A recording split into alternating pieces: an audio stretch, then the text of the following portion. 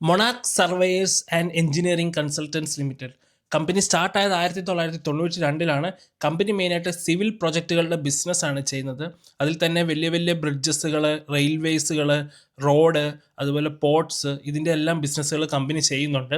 ഇപ്പോൾ ഒരു ഉദാഹരണം പറഞ്ഞു കഴിഞ്ഞാൽ ഒരു പ്രൊജക്റ്റ് അല്ലെങ്കിൽ ഒരു വലിയൊരു പ്രൊജക്റ്റ് കിട്ടുമ്പം അതിൻ്റെ ഫസ്റ്റ് സ്റ്റെപ്പായ സർവേ തൊട്ട് മാപ്പിംഗ്, പിന്നെ സ്ഥലം മാപ്പ് ചെയ്യുക, പിന്നെ അവിടെയുള്ള ടെക്നിക്കലായിട്ടുള്ള ഡിസൈൻ ഉണ്ടാക്കുക, ആ ഡിസൈനിൽ നിന്ന് പിന്നെ പ്രൊജക്റ്റ് പണി തുടങ്ങിക്കഴിഞ്ഞാൽ അതിൻ്റെ ഡിസൈനുകൾ, എക്സ്ട്രാ വരുന്ന ടെക്നിക്കലായിട്ടുള്ള സർവീസുകൾ, ഇതെല്ലാം കമ്പനി പ്രൊവൈഡ് ചെയ്യുന്നുണ്ട്.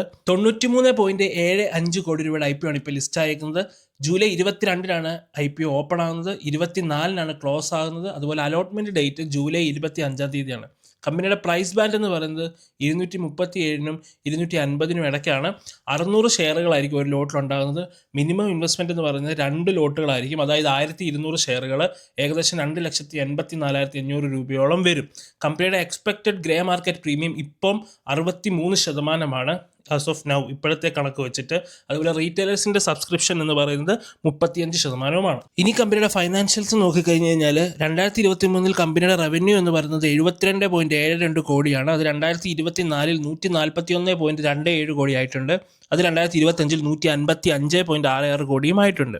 കമ്പനിയുടെ പ്രോഫിറ്റ് ആഫ്റ്റർ ടാക്സ് എന്ന് പറയുന്നത് 2023 8.59 കോടിയും, അത് 2024 30.01 കോടിയും, അത് 2025 34.83 കോടിയുമായിട്ടുണ്ട്.